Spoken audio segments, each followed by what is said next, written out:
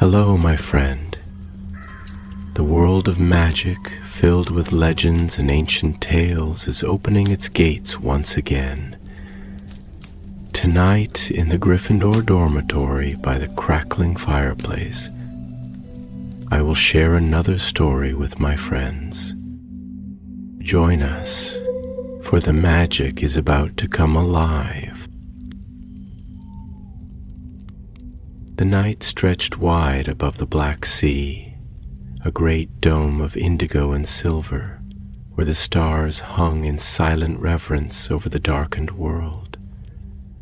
Below, the waters churned, restless and unknowable, the kind of sea that swallowed secrets and kept them locked beneath its waves for centuries.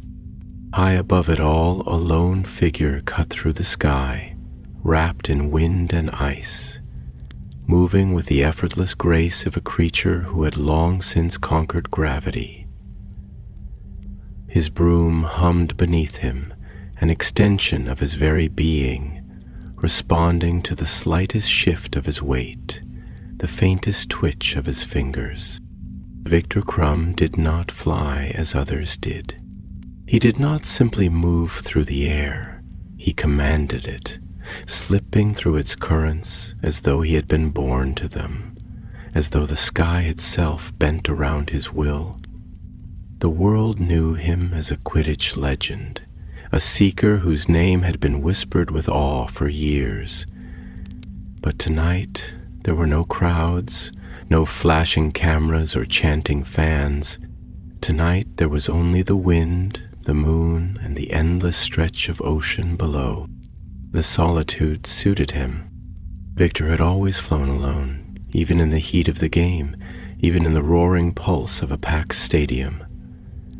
He was a figure apart, admired, yes, but distant, unknowable in a way that no fame could change. He had never chased Quidditch for the applause, nor for the trophies that lined the halls of Durmstrang and the record books of history. He had flown for the feeling of it, for the whisper of the wind through his hair, for the impossible weightlessness of the sky, for the fleeting moment when he became something more than human. And yet, something stirred within him now, something that had no name, a heaviness that Quidditch could no longer lift. It had started as a whisper in the back of his mind, an unease, a quiet tug, like the pull of a current beneath the sea. The game no longer filled him the way it once had.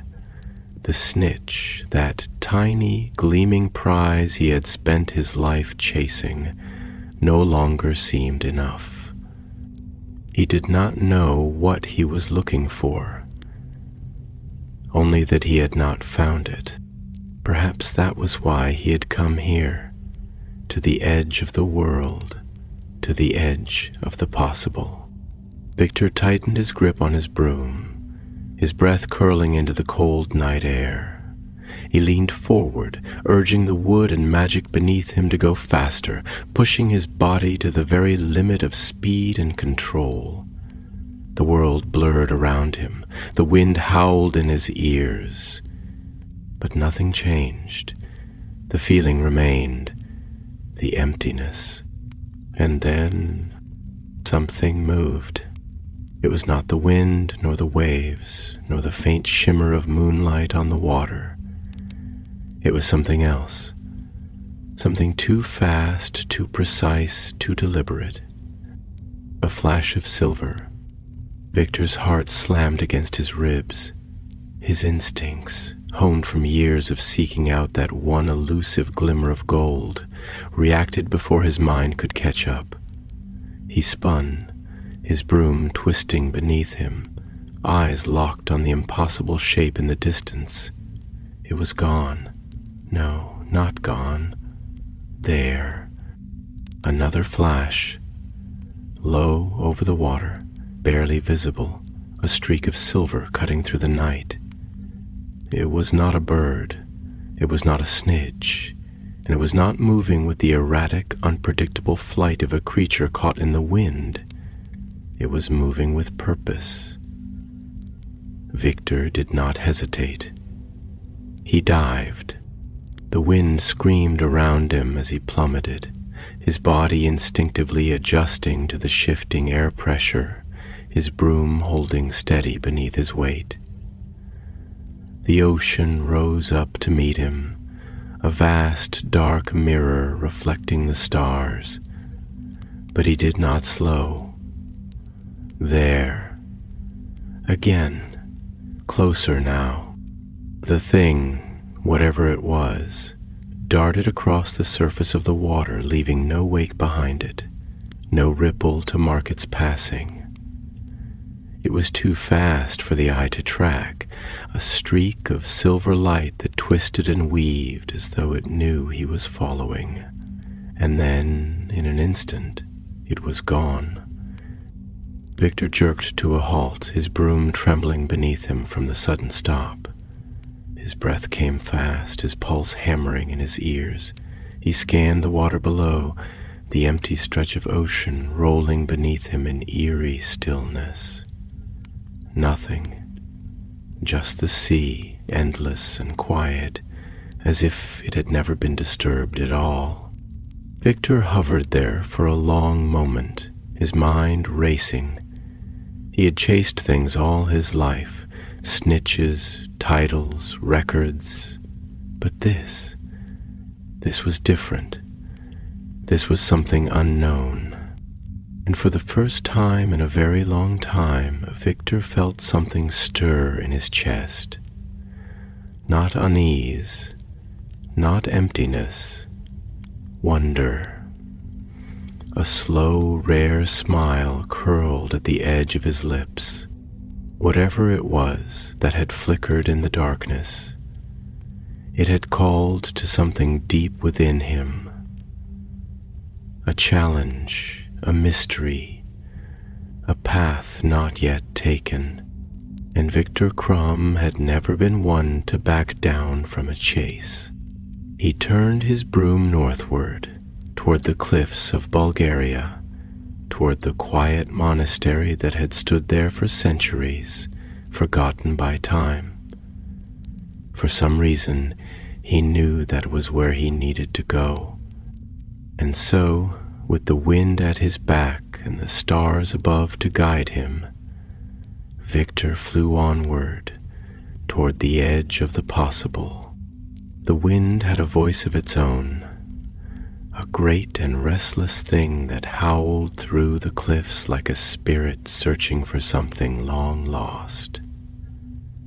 It carried with it the salt of the Black Sea, the weight of the night, and the hush of waves that surged against the jagged stone below, whispering secrets into the darkness before retreating once more. The cliffs, sheer and towering, had stood for thousands of years, weathered by time and tide, their surfaces scarred and smoothed by the patient hands of wind and water. Viktor hovered above them, his broom an extension of his body, his hands gripping the handle with an absent-minded certainty, though his mind was elsewhere. His breath was steady but shallow, his pulse still carrying the echoes of the chase, his thoughts tangled in the memory of what he had seen, or thought he had seen. A flicker of silver, a shape that moved with intention, with speed unlike anything bound by flesh and bone. It had been there, real as the cold in the air, real as the ache in his muscles from the long flight. And yet, now that it was gone, the rational part of him gnawed at the edges of the experience, whispering doubts, suggesting tricks of light, fatigue, hallucination. But no. Viktor knew his own senses better than he knew the lines of his own hand. He had spent a lifetime training his eyes to pierce through fog and rain, to track the barest glimmer of movement against a backdrop of chaos, to know, without knowing how he knew, where a thing was before it had even fully moved. It was not a trick. He breathed out slowly, a thread of vapor curling from his lips, and turned his gaze toward the monastery. It loomed at the very edge of the cliffs, its stone walls dark and silent, its presence almost spectral against the backdrop of the night. Built by hands long forgotten, it bore the weight of centuries, standing resilient against the elements, its spires piercing the sky like fingers reaching for something just beyond their grasp. The windows, deep set and narrow, reflected nothing, as if whatever lay within had no need for the light of the moon. The doors were tall, heavy things, reinforced with iron, marked with old sigils that time and weather had begun to erase. Viktor descended slowly, feeling the shift in air pressure as he approached, the way the wind changed its tone as it rushed past the walls of the ancient structure. It was strange, the way this place felt. There were old places in Bulgaria, places where time hung thick like fog, places where the land itself seemed to remember things men had long since forgotten. But this was different. It was not memory that clung to the monastery's stones. It was something deeper, something watching. His feet touched down on the worn stone path that led to the entrance, the ground beneath him firm yet oddly unyielding, as if it did not quite trust him yet. He took a step forward, feeling the weight of the place press against his skin, pressing into the hollow places within him where certainty should have been.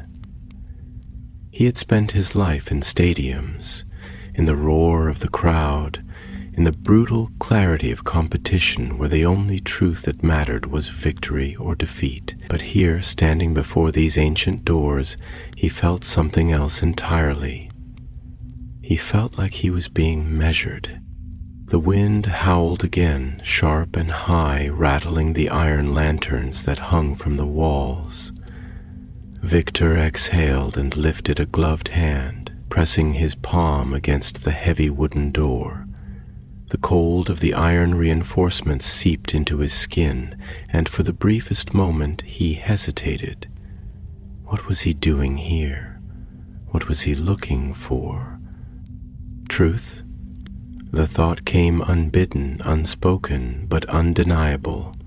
Truth.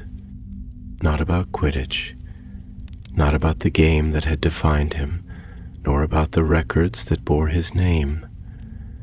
This was something else, something deeper, something that had been waiting for him far longer than he had been waiting for it. With a quiet breath, he pushed. The door groaned open, revealing a vast, dimly lit hall where shadows stretched long and flickering against ancient stone. The air inside was heavy, thick with the scent of old parchment, burning incense, and something else, something faint, something metallic, something that lingered at the very edge of recognition.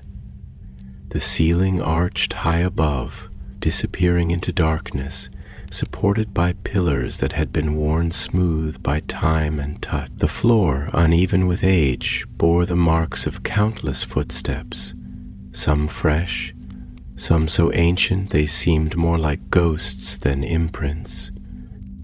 And then, from the far end of the hall, a voice spoke.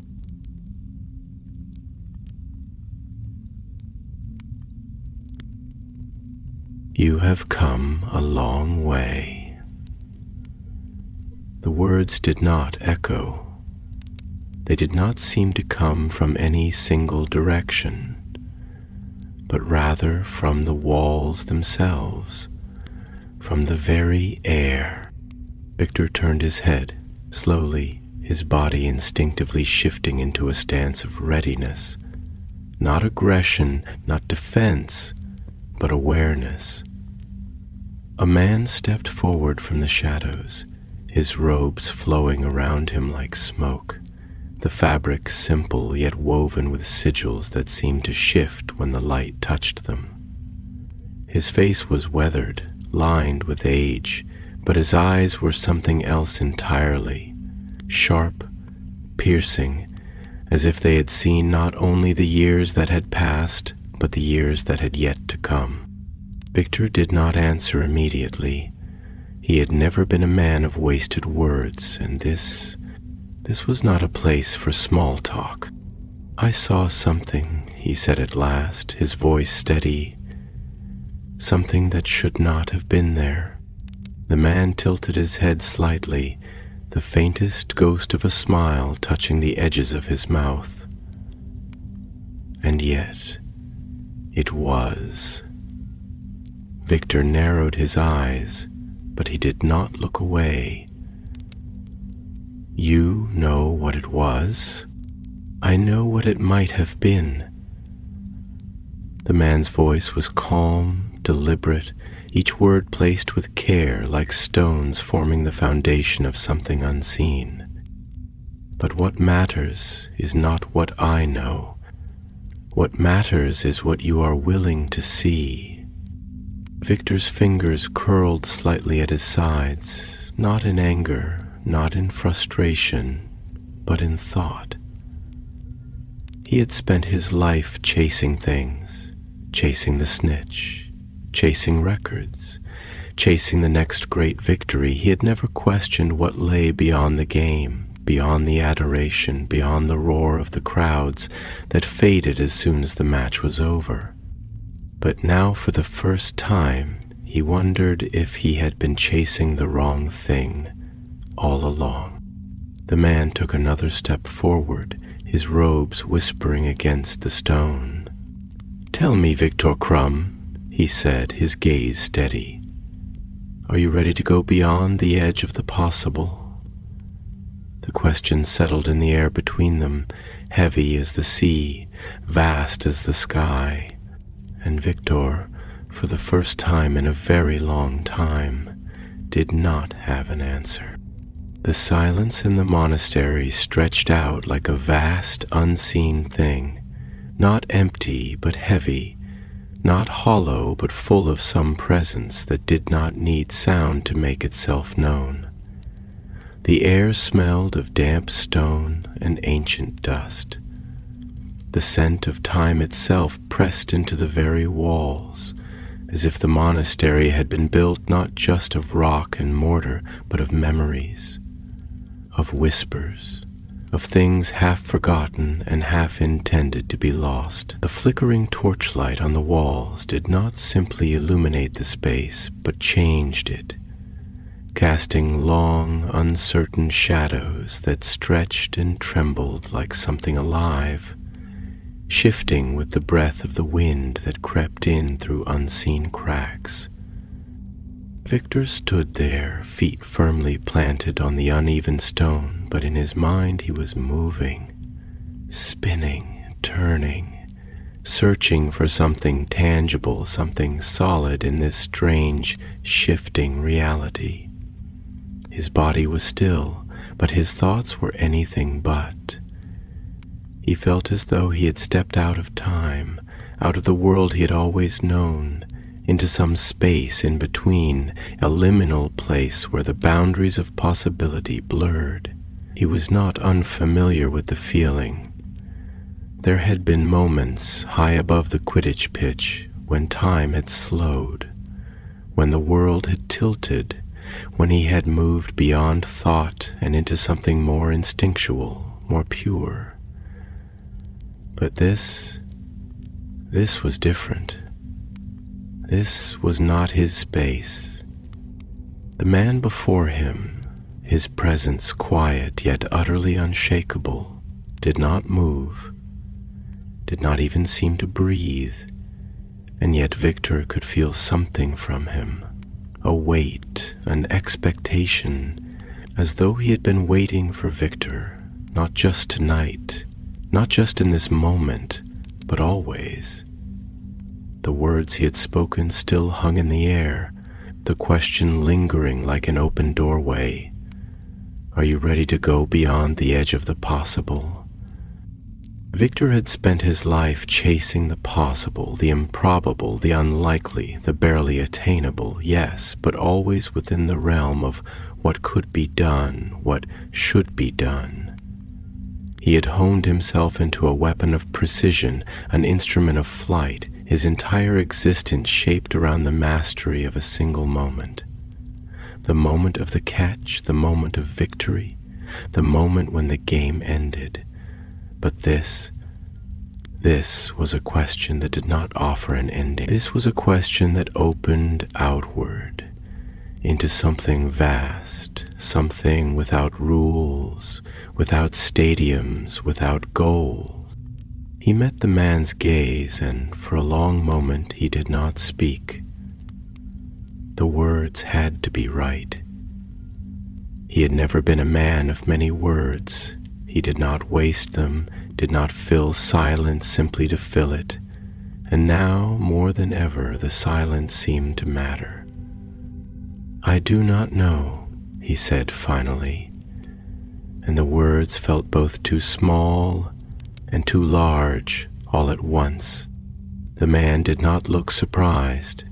If anything, there was the barest flicker of something in his expression, something that might have been satisfaction or approval or simply recognition of an answer that was more honest than certainty. He took a slow step forward, his movement as deliberate as the turning of the seasons. "Then you are closer than most," he said, his voice low, calm, measured. "Many come seeking knowledge, believing they already understand what they will find. They do not ask themselves whether they are ready, because they assume they are, and it is that assumption that binds them, that holds them to what they already know, to what they believe is possible." His gaze did not waver, did not soften, but possibility is a shifting thing, Viktor Krum. It is not a boundary set in stone, not a line that can be drawn on a map. What is possible today was once impossible. What is impossible now may, tomorrow, be as simple as breathing. The question is not whether you are capable. I already know that you are. The question is whether you are willing to let go of what you have always believed to be true.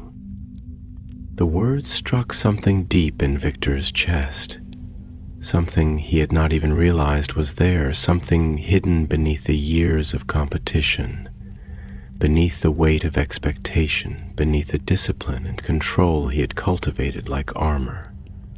He had always thought of himself as open to change, as someone who adapted, who pushed limits. But had he ever truly let go? Had he ever allowed himself to step beyond the need for control, for certainty, for the feeling that he was the master of his craft? A gust of wind slipped through the open door behind him, cold and sharp, cutting through the thick air of the monastery like a knife through silk. The torches flickered violently, their flames bending, twisting, casting new shadows that stretched across the floor like tangled threads. Viktor exhaled, slow and deliberate, feeling the weight of his own breath, the pull of the air in his lungs, the rhythm of his body that had always been so familiar, so his. "I have spent my life chasing things," he said at last, his voice quieter now, not uncertain, but thoughtful, "chasing what I could see, what I could touch, what I could win." He paused, his fingers flexing slightly, as if grasping for something unseen. "But what I saw tonight, what I followed, it was not something I could claim. It was not mine." The man's eyes gleamed faintly in the dim light. "And yet, you followed." Viktor nodded. "Yes." "And why?" The answer should have been simple. He should have said, "Because I wanted to know, because I wanted to understand, because I wanted to prove that it was real." But none of those answers felt true, not fully. "Because I had to," he said instead, and as soon as the words left his mouth, he knew they were right. The man's expression did not change, but something about the way he stood, the way he held the space between them, seemed to shift, as if something unseen had settled into place. "Then you are ready to begin," he said. Viktor felt the weight of the words, felt the way they sank into him, not like a burden, but like a door opening, a threshold he had already stepped across without realizing it. The wind outside howled again, rattling the iron-bound doors of the monastery, filling the space with its restless song. And Viktor Krum, for the first time in his life, felt like he was standing at the very edge of the world. Not of the world he had known, not of the world he had mastered, but of something else, something vast, something uncharted, and he did not step back. The monastery seemed to breathe around him, though it made no sound. The walls, ancient and worn, held within them a silence so deep, so profound, that it felt almost sentient, as though the stones themselves had listened for centuries, absorbing the murmurs of those who had once walked these halls, the confessions of the seekers who had come before him, the whispered prayers of those who had spent their lives searching for something that could not be named. The very air felt thick with the weight of the past, with the remnants of unspoken questions, with the echoes of a knowledge that did not exist in books, nor in the halls of academia, nor in the annals of history, but rather in the spaces between all those things, in the uncharted, in the forgotten, in the impossible.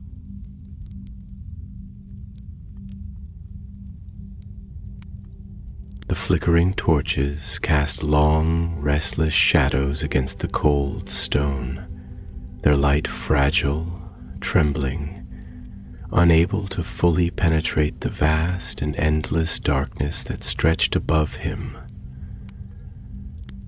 The vaulted ceiling seemed impossibly high, vanishing into the gloom, as though the monastery had no upper boundary, as though its walls reached not toward the sky but into some other realm entirely, into a space where the rules of the world ceased to apply.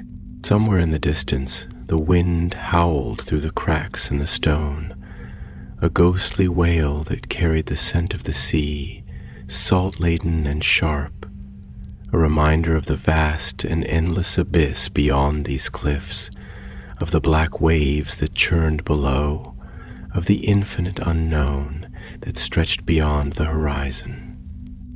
Viktor stood there, his breath slow and measured, feeling the weight of the moment settle upon him like a great and unseen hand pressing against his shoulders, not crushing him, not burdening him, but testing him, measuring him, waiting to see whether he would bend beneath it or whether he would stand. He had never been one to retreat, never been one to falter, never been one to step back from a challenge. And yet he knew with an almost primal certainty that this was something different, that this was not a challenge of skill or strength, not a battle of endurance or will, but something deeper, something older, something that required not only courage but surrender, not only discipline but the willingness to unlearn everything he had ever known.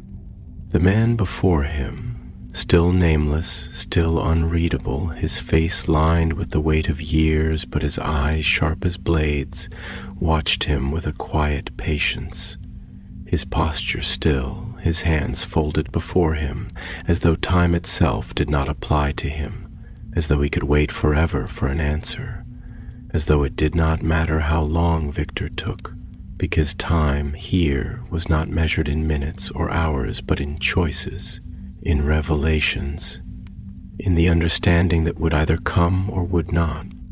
You are standing on the threshold of something vast, the man said at last, his voice quiet, deliberate, each syllable weighted, each word placed with care, like stones in an ancient structure that had withstood the tests of time. You have spent your life chasing certainty, chasing the tangible, the attainable, the things that can be measured, quantified, recorded in the histories of men.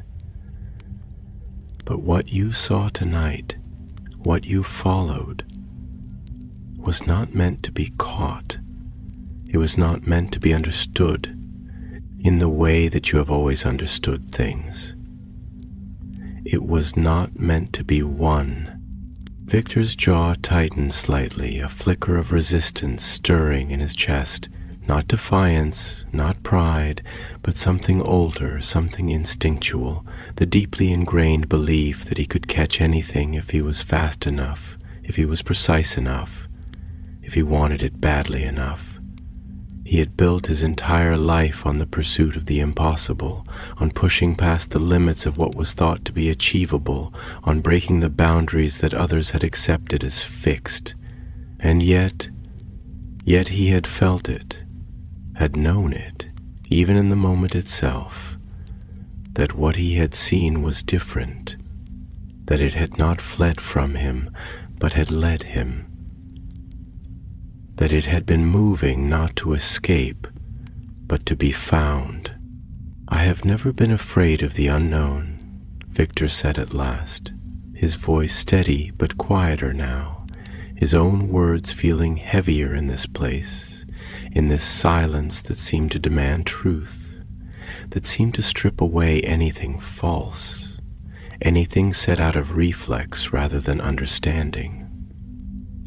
I have never turned away from what I do not understand, but what I saw, it was not only unknown, it was something that should not exist. The man's lips quirked slightly, a ghost of something that was not quite a smile. And yet it does. Viktor exhaled slowly, his fingers flexing at his sides. What was it? The man tilted his head slightly, considering him. That depends. What do you believe it was? A flicker of frustration twisted in Viktor's chest, not because he did not expect an answer, but because he knew, somehow, that this was the only answer he would be given. He took a slow step forward, his boots scuffing against the worn stone, the sound of it seeming louder than it should have been in the stillness. I believe, he said carefully, feeling the words form in his mouth before he fully understood them himself, that it was not something of this world. I believe that it was not bound by the rules that govern the things I have known. And I believe that if it wanted to remain unseen, it would have. The man nodded slowly, as if in approval. Then you are asking the right questions. Viktor exhaled through his nose, a slow, measured breath, grounding himself in the feel of the air against his skin, in the solidity of the stone beneath his feet. And the right answers? The man's eyes gleamed faintly in the dim torchlight. Are not given, they are found. A gust of wind slammed against the heavy doors behind him, rattling them in their frames, the sound deep and resonant, as if the sea itself was calling, as if the storm beyond these walls had sensed that something had shifted, that something had begun.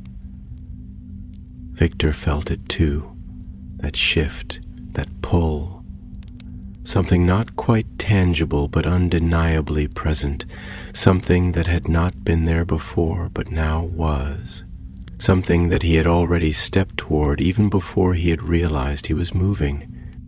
The man turned then, his robes whispering against the stone, and gestured toward the corridor that stretched beyond them, a passageway lined with arches that disappeared into shadow, the flickering torchlight unable to reach the end. "If you wish to go forward," he said, "then you must be willing to leave behind what you think you know. You must be willing to see beyond the limitations you have placed upon yourself. You must be willing to step beyond the edge of the possible." Viktor did not hesitate. He stepped forward, and the shadows swallowed him whole. The corridor swallowed him in silence. Not the kind of silence that was empty or absent, but the kind that was full, brimming with a presence so vast it could not be named, only felt. It was the silence of something ancient, something watching, something that had existed long before he had stepped foot in this place and would continue to exist long after he was gone. It was not an ordinary absence of sound, but a quiet that seemed to press against his skin, that filled the air with an invisible weight, as though sound itself had been unwoven, unraveled, undone. The air was colder here, not with the crisp, biting cold of a winter wind, but with something deeper, something that clung to the bones, that seeped into the marrow, that whispered of time stretched too thin, of space folded in ways it should not have been. The torches that lined the walls burned with a flickering, uncertain glow, their flames bending in ways that did not seem entirely natural, as though the air here did not move as it should, as though the very fabric of reality within these walls had been stretched, twisted, reshaped into something unfamiliar. The stone beneath his feet was uneven, worn smooth in some places, jagged in others, as though time itself had touched this place unevenly, as though parts of it had aged while others had remained untouched. Viktor walked carefully, his footsteps measured, his every movement deliberate, feeling the shift in the air around him, feeling the subtle tug of something unseen, something just out of reach. He had always trusted his instincts, had honed them over years of training, of competition, of battle. Not against enemies, but against the very limits of what the body could do, what the mind could endure, what the will could push through. But this was different. This was not a challenge of speed or skill. This was something else entirely. Ahead of him, the man moved without hesitation, his footsteps light, his posture relaxed, as though he was not leading Viktor deeper into the unknown, but merely guiding him along a path that had already been set, a path that had been waiting for him. His robe barely whispered against the stone, his movements precise, unhurried, as though time meant nothing to him, as though he could have walked this corridor 1,000 times before and 1,000 times again without ever losing himself in it. Viktor exhaled slowly, letting his breath steady him, letting his mind quiet itself against the questions that pressed against the edges of his thoughts. He had spent his life in places of certainty, in stadiums where the boundaries of the world were clearly marked, where the rules of the game were known, where there was always a goal, always a finish, always an end. But here there were no rules, no finish line, no certainty to grasp onto. Here he was walking not toward something, but into something. into the vast and nameless unknown. The corridor widened, opening into a vast chamber that seemed impossibly large, its ceiling lost to darkness, its walls lined with pillars that stretched upward into the shadows like the ribs of some ancient beast. At the center of the room stood a great stone basin, carved with symbols that pulsed faintly in the dim light, their meaning unreadable, their presence undeniable. The air here was thicker, charged with something unseen, something that hummed at the edges of perception, something that seemed to recognize him, even though he did not recognize it. The man came to a stop beside the basin, resting a hand lightly against its edge, his gaze calm, patient, waiting.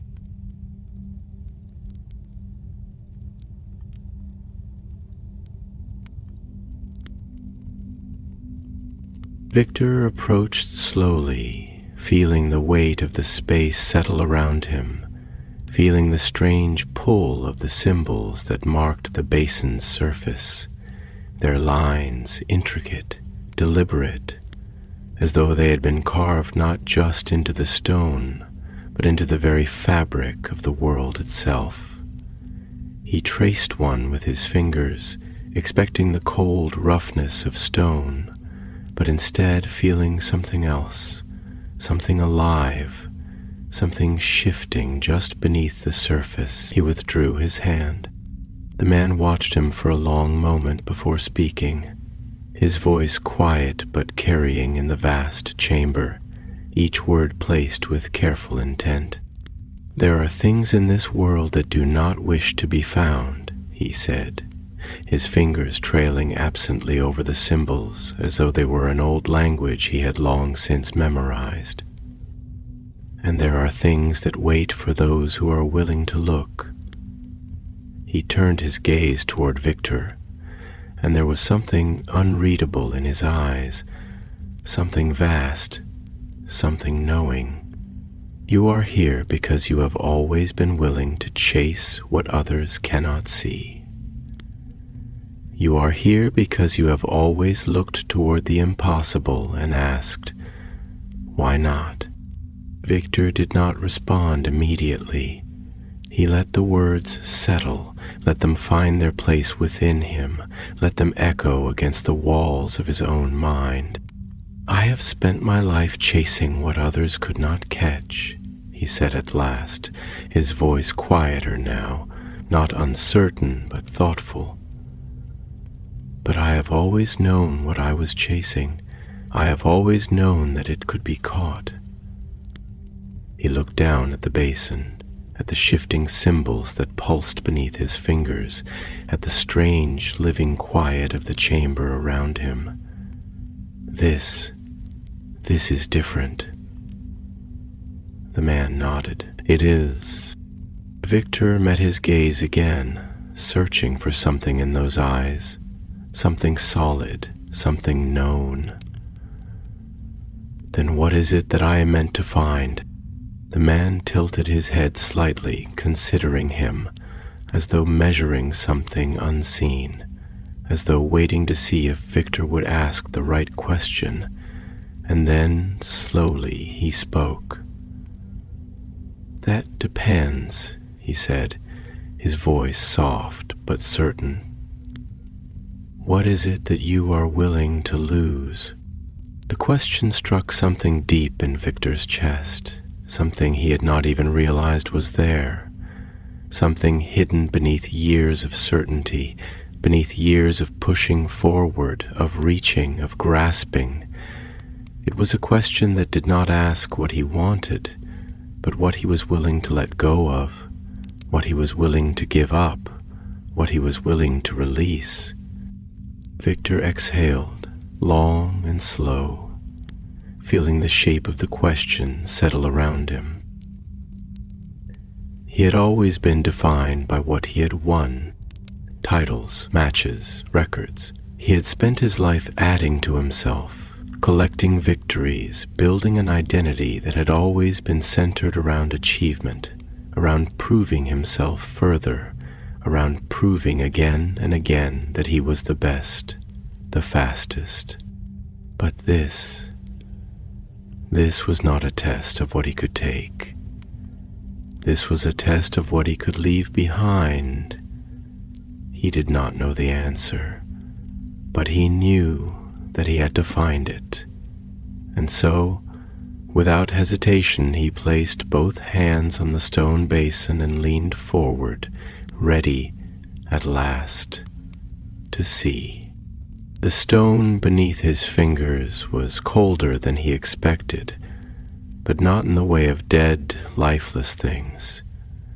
It was a cold that seemed to breathe, to pulse with something deeper, something ancient, something waiting. The carved symbols shifted beneath his touch, not moving, not physically changing, but responding, as though they were aware of him, as though they recognized that he had arrived at this threshold with more than mere curiosity, with more than the restless hunger that had always driven him forward. It was as if they understood in some quiet, unknowable way that he stood here not as a seeker of trophies or titles, but as a man who had glimpsed the edge of something vast, and now found himself unable to look away.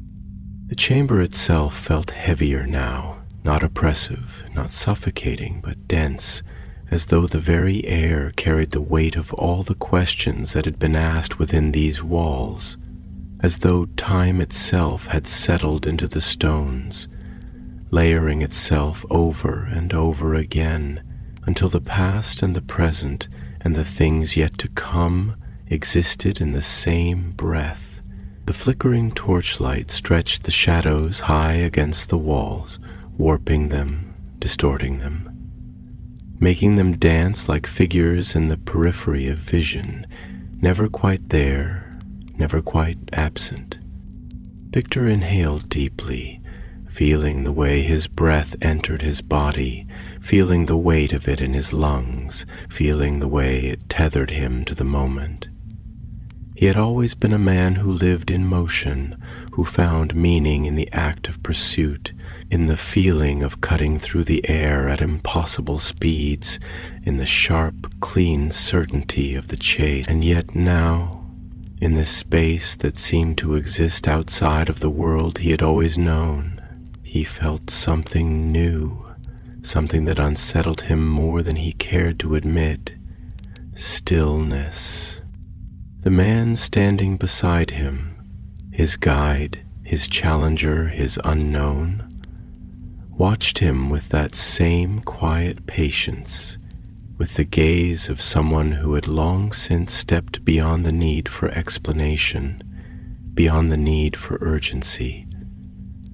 He did not press Viktor forward, did not command him to act, did not fill the silence with answers. He simply waited, allowing the moment to unfold in its own time, allowing Viktor to feel the weight of it, to understand in his own way that this was not a place where things could be forced, where truths could be taken. They had to be earned. Finally the man spoke, his voice a low, steady thread woven into the quiet. "You have spent your life chasing the moment of the catch," he said. His words not a question, not an accusation, but a simple observation, a truth laid bare in the stillness. You've defined yourself by the pursuit, by the discipline of the hunt, by the endless reaching for something that is always just beyond your grasp. And yet, tell me, what happens when there is nothing left to chase? What happens when the game ends, when the final whistle blows, when the last record is broken and there is nothing more to prove? Who are you then? Viktor did not answer immediately. The words settled into him, pressing against the spaces he had long since locked away, against the questions he had avoided for years. The questions that had begun to whisper to him more and more in the quiet hours after the matches, in the moments when the roar of the crowd had faded, and he found himself alone with only the echo of his own thoughts. He exhaled slowly, his fingers still resting on the stone, his grip tightening slightly, not in hesitation, not in fear, but in thought. "I have never needed to ask that question," he said at last, his voice steady but quieter now, less certain. "Because there has always been another chase, always another match, always another record to break, another victory to claim. There has always been a reason to move forward." He paused, his brow furrowing slightly, his gaze dropping to the shifting symbols beneath his hands. "But lately I've begun to wonder, not because I no longer love the game, not because I have grown tired of it, but because," he hesitated, the words catching in his throat, not because he did not know what he wanted to say, but because saying it aloud would make it real. The man did not press him. Viktor inhaled again, deeper this time, centering himself, grounding himself in the feel of the stone, in the scent of old parchment and burning torches, in the distant sound of wind rattling against the ancient walls.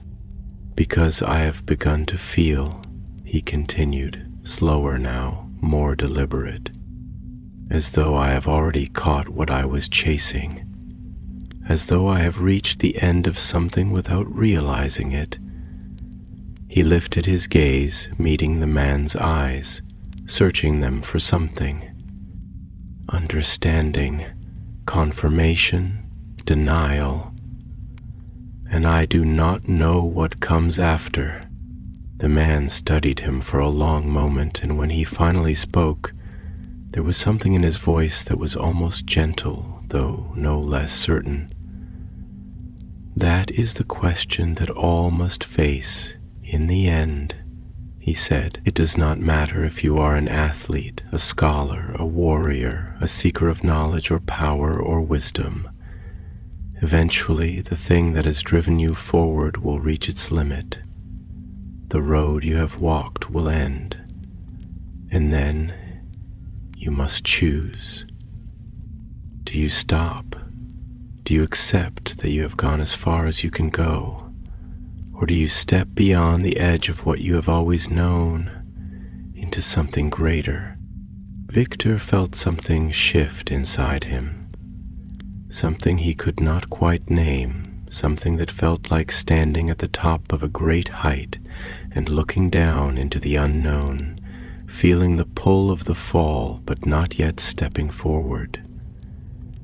He had never been afraid of heights, but this was something different. He let his fingers trail over the symbols one last time before he lifted his hands from the stone, exhaling as he did, as though releasing something, as though letting go of a weight he had not even realized he had been carrying. "I do not know if I am ready," he admitted, his voice low but not weak. The man nodded, as though he had expected this answer. "No one ever is." A silence stretched between them, not empty, not uncertain, but full of something vast, something waiting.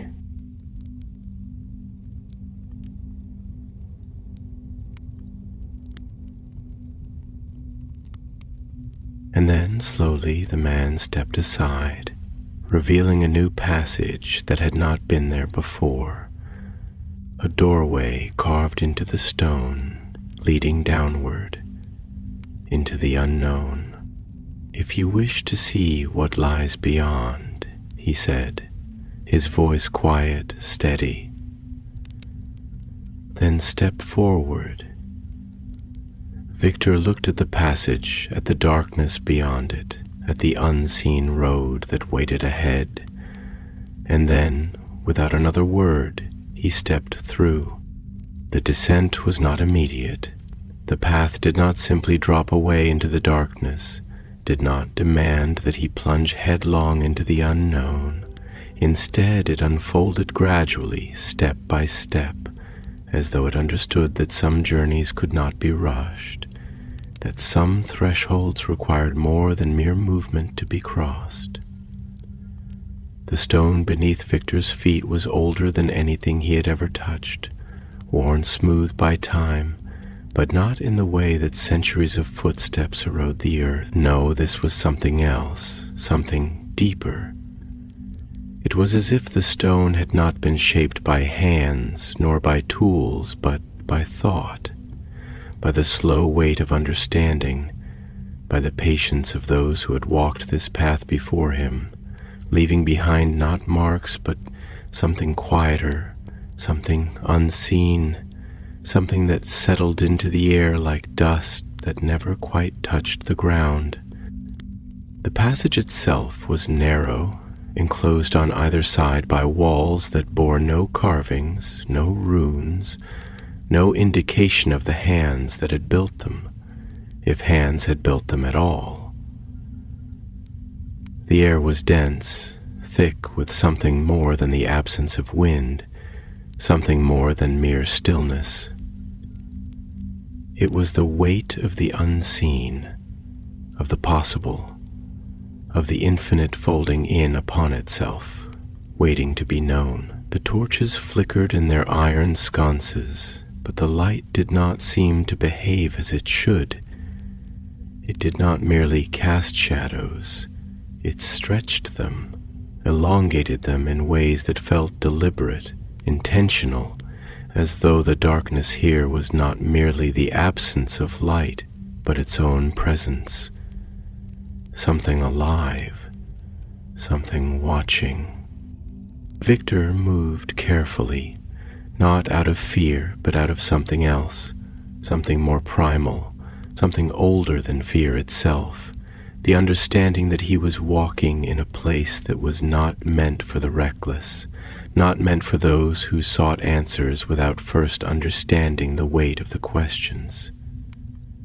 His fingers brushed against the stone wall beside him as he walked, feeling the way it seemed to hum beneath his touch, as though it held within it something vast, something unspoken. Ahead of him, the man, his guide, his challenger, his enigmatic shadow, walked without hesitation, his movements fluid, unburdened, as though he belonged to this place, as though he had long since ceased to question its strangeness, had long since accepted that some truths could only be understood by stepping beyond the need for understanding itself. The passageway began to widen, the walls stretching outward, the ceiling lifting until they emerged into a vast chamber, a space so large it should not have been possible, a space that should not have existed within the confines of the monastery, and yet here it was, undeniable in its presence, in its quiet, impossible enormity. The walls were lined with towering pillars, each carved with symbols that pulsed faintly with a light that was neither fire nor magic as Viktor understood it. The air here was heavier still, as though it carried the weight of something unseen, something waiting to be spoken into being. At the center of the chamber stood a raised platform, and upon it a single object, a bowl, wide and shallow, carved from dark stone, its surface filled with water so still it might have been glass.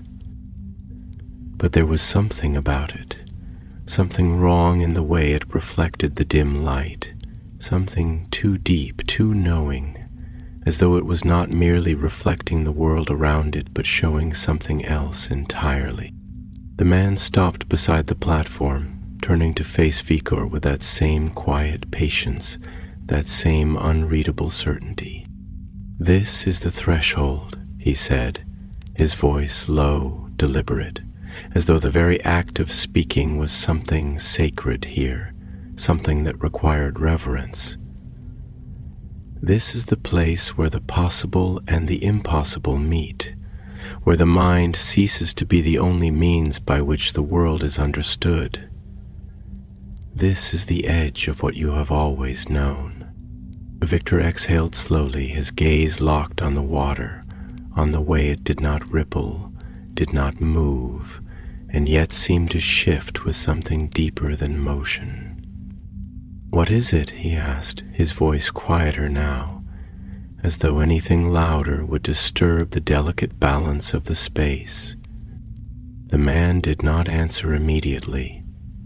Instead, he reached out, his fingers hovering just above the surface of the water, not touching it, but close enough that Viktor could see the faintest disturbance in the air around them, as though the space itself resisted the contact, as though it recognized the presence of something living. "It is not a mirror," the man said at last, his gaze steady, "and yet it reflects. It is not a memory, and yet it remembers. It is not the future, and yet it shows what has not yet come to pass." His eyes met Viktor's, and in them there was something vast, something knowing. "It is a door, a question, a challenge. It is all these things and none of them, and it will show you only what you are ready to see." Viktor felt something tighten in his chest. Not fear, but something close. The sharp-edged anticipation of a moment that cannot be undone, of a step that cannot be unwalked. He had faced impossible things before. He had stood at the threshold of greatness, of victory, of glory, and he had stepped forward without hesitation. And yet, this was different. This was not a test of skill or strength. This was not a matter of proving himself. This was something deeper, something that reached beyond the self he had always known. He exhaled again, slow and deliberate, grounding himself in the feel of the stone beneath his feet, in the weight of his own breath, in the certainty that no matter what he saw, no matter what lay beyond this threshold, he had come here because something in him needed to. Without another word, he stepped forward, reaching out, his fingers skimming the surface of the water. And the world changed. The chamber around him faded, not into darkness, but into something deeper, something vast and endless. The air was no longer heavy, no longer thick with the weight of time. Instead, it was light, unbound, stretching outward in all directions. The ground beneath him was gone, and yet he did not fall. He was suspended in nothingness, in a space where there was no direction, no limit, no end. And before him, stretching outward like a great river, was light, golden and endless, moving in slow, weaving patterns, as though it were alive. And then within it something flickered. Something silver, something familiar. Viktor's breath caught in his throat, because he knew what it was, even before it took shape, even before the light bent around it, revealing the thing he had chased, the thing he had followed into the storm, the thing that had led him here, to this moment, to this impossible place. It was not a snitch. It was not a creature. It was not of this world. And yet, it was waiting for him, waiting to be seen, waiting to be understood. And for the first time, Viktor Krum did not chase. He watched, and the light unfolded before him, revealing something he had never even dared to imagine. The space around him was not empty, and yet it was not full. It did not press against him, did not enclose him, and yet he felt it as surely as he felt the weight of his own body, as surely as he felt the air in his lungs. There was no up, no down, no fixed point upon which his mind could anchor itself, and yet he did not drift. He was held, suspended in something that was not space, not air, not water, something that was both vast and intimate, something that bent and curled in patterns too complex to follow, too organic to be mere structure. He felt no wind, no pull of gravity, and yet there was movement all around him, threads of golden light weaving through the skin like rivers without banks, like the filaments of some great unseen loom, like veins pulsing beneath the skin of the world itself. The silver thing, the flickering, shifting form that had led him here, hovered just beyond reach, though he sensed that distance meant nothing here. It pulsed, not with life as he understood it, not with breath or heartbeat, but with being, with a presence so tangible it felt like a thought pressed directly into his mind. It was not solid, not defined, and yet it was not formless either.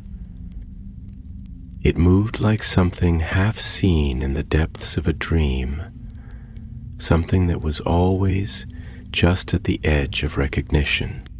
Viktor did not reach for it, though every instinct in him told him to chase, to close the distance, to grasp. He had spent his life chasing, had built his very identity around the act of pursuit, of speed, of precision, of control.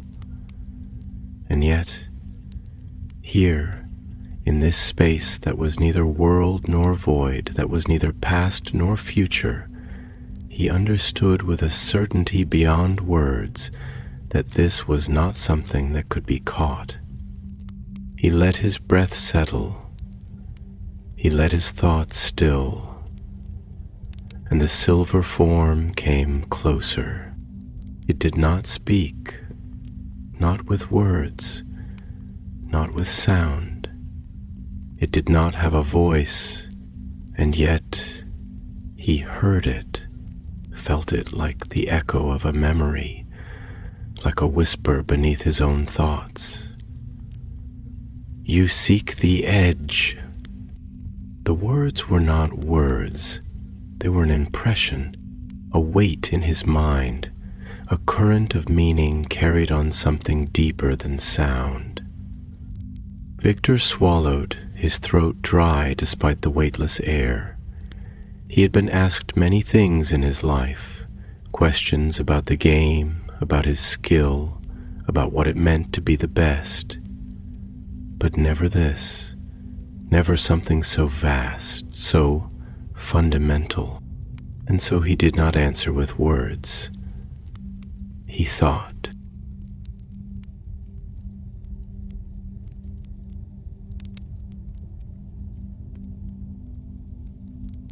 He let the truth of it settle in his chest, let it shape itself in the quiet space where words failed. Yes, the silver thing pulsed, its shape bending, shifting, as though his answer had changed something, as though his thought had moved it, not in space but in meaning. And what will you do when there is no edge left to chase? The question did not strike him as a challenge, nor as an accusation. It was not a test, not a riddle.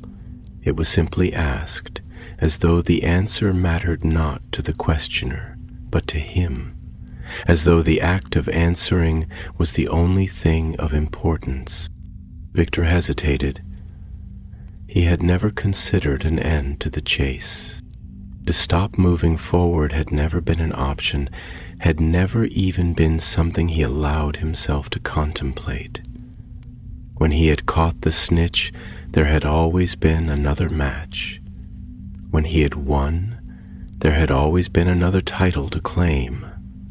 When he had broken a record, there had always been a new one waiting to be shattered. But here, in this place where time did not seem to exist, where space folded in upon itself in ways the mind could barely comprehend, he felt the weight of the question settle into him like a stone dropped into still water, its ripples spreading through the very fabric of his being. What if there was nothing left to chase? What if the edge, the very thing that had defined him, was no longer a horizon, but a place he had already reached? What was he, if not a seeker? The thought shook something deep in him, something he had never touched before, something raw, something vulnerable. He had always known himself in relation to movement, to flight, to pursuit. He had never stood still long enough to ask who he was when there was no race to win. He closed his eyes. He let himself feel the space around him, the way it did not demand, did not pull, but simply was.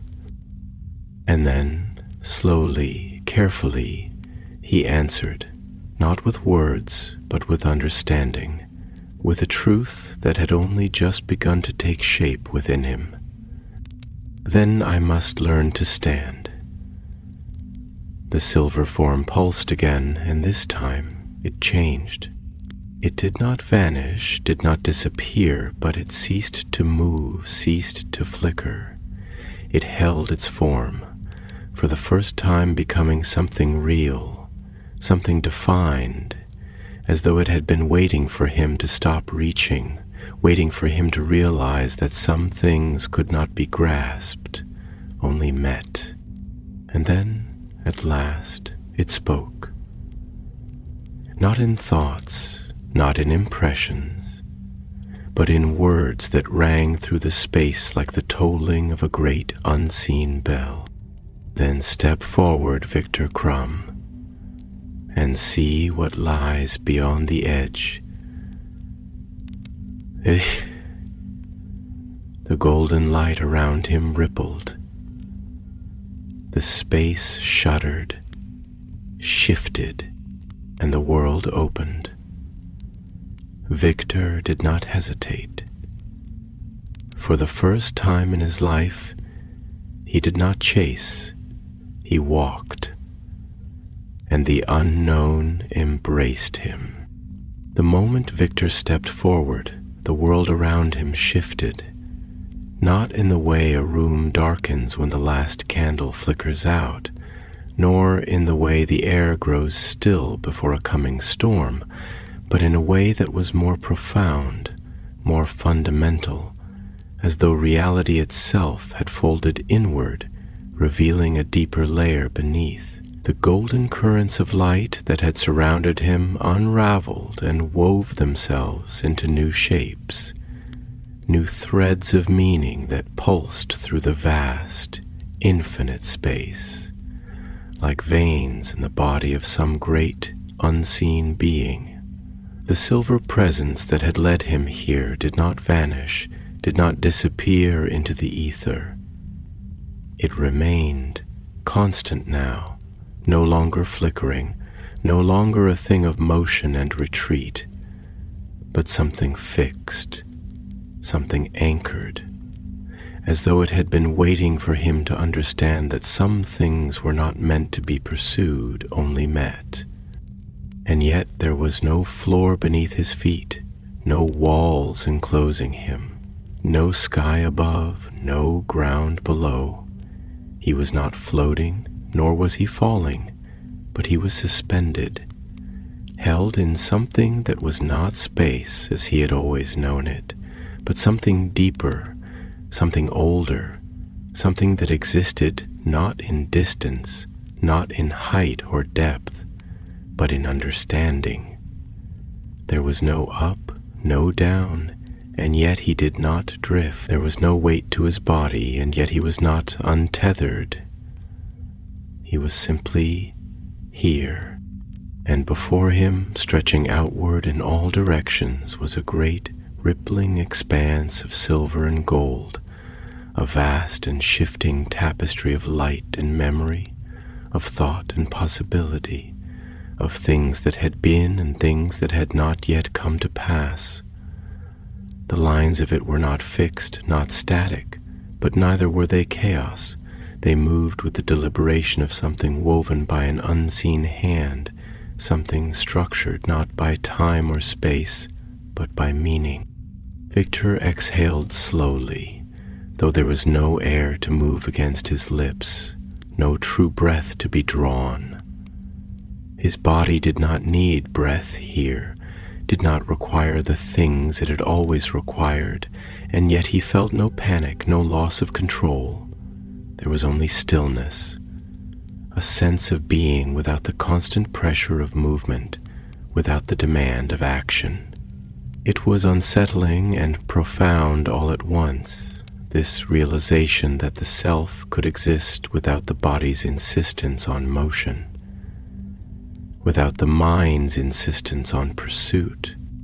And then the silver presence spoke again, though its voice was not sound, but something deeper, something woven directly into the fabric of this place. You stand beyond the edge. The words did not echo. They did not need to.